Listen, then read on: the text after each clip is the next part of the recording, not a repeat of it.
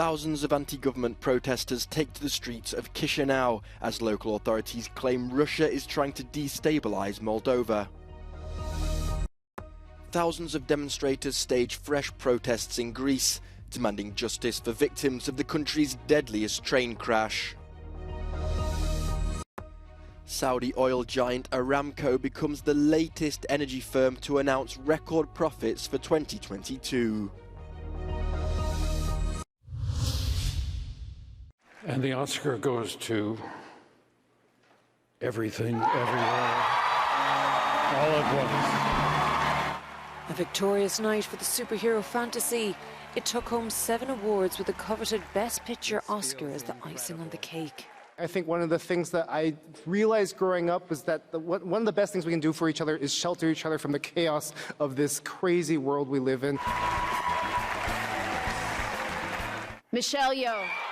Michelle Yeoh made Oscar history, becoming the first ever Asian woman to win Best Actress. And yes, you've guessed it, for Everything, Everywhere, All at Once. For all the little boys and girls who look like me watching tonight, this is a beacon of hope and possibilities. This is proof that dreams dream big and dreams do come true. And ladies, don't let anybody tell you you are ever past your prime. Never give up. And the Oscar goes to... Best Actor went against the run of form, going to Brendan Fraser for The Whale, in which he plays the role of Charlie, an overweight, reclusive gay English teacher who tries to restore his relationship with his teenage daughter. Oh, my goodness. Thank you again, each one and all. I'm so grateful to you. Good night. The other film, which also got a slew of awards, including Best International Feature, was the German-language World War I epic, All Quiet on the Western Front. In all, it took home 4 awards. Thank you. The 95th Academy Awards went off without any incident. Unlike last year's infamous slap, one difference, the red carpet was not actually red for the first time in 62 years. It was champagne-coloured. Since the day of his election 10 years ago, Pope Francis' papacy has differed from his predecessors. Being the first Roman pontiff from Latin America and the first to name himself after St. Francis of Assisi were some of the early signs of the change he would bring about within the Church. His reforms and comments on climate change and poverty have made headlines around the world. He has been working tirelessly to foster relations with the Islamic world, becoming the first Pope to visit Iraq. Durante i 10 anni di Bergoglio noi abbiamo assistito alla più grande redistribuzione di potere tra città, nazioni e continenti nella storia della Chiesa contemporanea. Il vero potere nella Chiesa sta nel collegio dei 120 cardinali che eleggeranno il nuovo Papa. Sono diminuiti i cardinali, i posti, il peso geopolitico dell'Occidente ed è aumentato esponenzialmente quello dell'Oriente.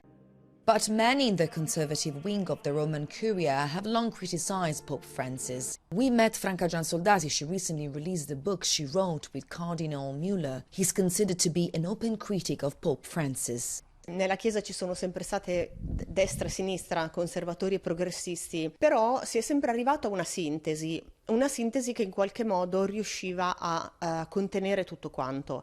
Con Papa Francesco, secondo i conservatori, questo modus operandi viene meno. Criticism against Pope Francis has somehow intensified after the death of Pope Emeritus Benedict XVI, as well as rumors about his possible resignation. Francesco non ha intenzione di dimettersi. Müller nel libro che abbiamo fatto sottolinea che le dimissioni non sono una cosa positiva per l'unità della Chiesa. E lui stesso, anche se appunto è il fronte opposto a Papa Francesco, è il primo a non volere le dimissioni di Papa Bergoglio. Pope Francis has had to lead the church through some of the darkest moments of our times, from the pandemic to the war in Ukraine. He has made countless appeals and has condemned the conflict and has expressed interest to visit both Ukraine and Russia as part of the Holy See's efforts to bring an end to the ongoing conflict. Giorgia Orlandi for Euronews in the Vatican City. Thousands have taken to the streets in Chisinau, the capital of Moldova, demanding that the government fully covers the costs of winter energy bills and urging lawmakers not to involve the country in war. Opponents of pro-Western President Maia Sandu have repeatedly called for her to step down, convinced that Russia should be Moldova's #1 partner. Local authorities say the demonstrators are coordinated by pro-Russian oligarchs Vladimir Plahotniuk and Ilan Shor, who are wanted internationally for corruption charges. The United States has accused Russia of wanting to destabilize the Republic of Moldova in order to overthrow the pro-European government in Chisinau. Moldovan police said on Sunday they had foiled a plot by groups of Russian-backed actors who were promised €9,000 to organize mass disorder during the protest. 7 people were detained. Thousands of demonstrators staged fresh protests in Greece on Sunday, demanding justice for victims of the country's deadliest train crash 2 weeks ago. Anger is growing over safety failures that led to the tragedy, and it's ratcheting up pressure on the government.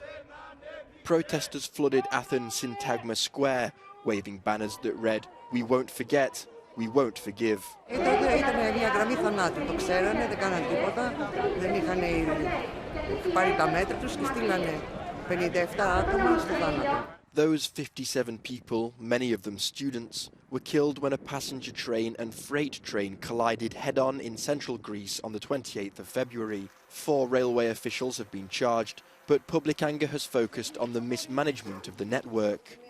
Elections are scheduled later this spring, with opinion polls showing a drop in support for the ruling Conservative government. Saudi oil giant Aramco has announced a record profit of €151 billion for 2022, marking a 46.5% rise for the state-owned company compared with last year. Aramco is the latest energy firm to report record profits after energy prices spiked following Russia's full-scale invasion of Ukraine in February 2022. Most of that dividend amount will go to the Saudi Arabian government, which owns nearly 95% of the shares in the company. In a tweet, Amnesty International's Secretary-General Agnes Callamard hit out at the exorbitant profits, pointing out the effects of fossil fuels on climate change and adding that the wealth was amassed during a global cost-of-living crisis. Saudi Arabia has pledged to have net zero carbon emissions by 2060, though its plans to reach that goal remain unclear. Ukraine's President Volodymyr Zelensky has announced he would look into a petition that proposes officially renaming Russia as Moscovia. The petition, which has collected over 25,000 signatures, also requests changing the term Russian to Moscovian and the Russian Federation to Moscovian Federation. On Telegram, Vice Chairman of the Russian Security Council Dmitry Medvedev called Zelensky a supreme Nazi and said that the Russians would respond by calling Ukraine Shvainish Bandera Reich. The author of the petition claims Russia has only existed since 1721, when Tsar Peter the Great proclaimed the Muscovite Kingdom the Russian Empire. Iran's Supreme Court has approved the death sentence for a Swedish-Iranian dissident for allegedly heading a rebel group. Habib Sharp has been held in Iran since October 2020, after he disappeared in a Turkish airport and was subsequently put on trial in Tehran. In a video broadcast by Iranian state television, Sharp claimed responsibility for an attack in 2018 and admitted to working with Saudi intelligence services. Sweden's efforts to offer consular assistance have failed, as Iran does not recognize dual nationality. Thousands of people attended a solidarity march in Cutro in southern Italy to remember the 75 migrants who were killed in a shipwreck on February 26th. The UN's migration agency estimates that this year around 300 people have died or are missing along the perilous central Mediterranean route.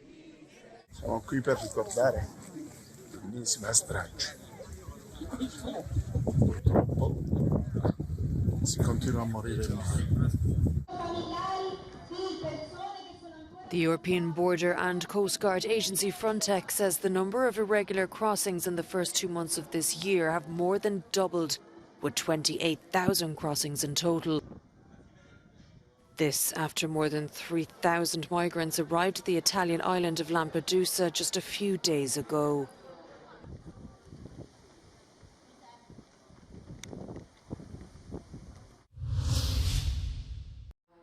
Have you ever wondered what life would be like if artificial intelligence became too powerful? A new exhibition titled The Misalignment Museum, open to the public in San Francisco, looks to explore just that and features AI artworks meant to help visitors think about the potential dangers of artificial intelligence. It is in a post-apocalyptic world where an artificial general intelligence, AGI, has already destroyed most of humanity and has realized that was bad, and then created this space as a type of memorial for the humans. So our tagline is, sorry for killing most of humanity. From AI-generated conversations between European academics to displays looking at deep fakes, the curators say they want to open up the conversation about the safety of artificial intelligence and trigger a reflection on the dangers of going too far, too quickly.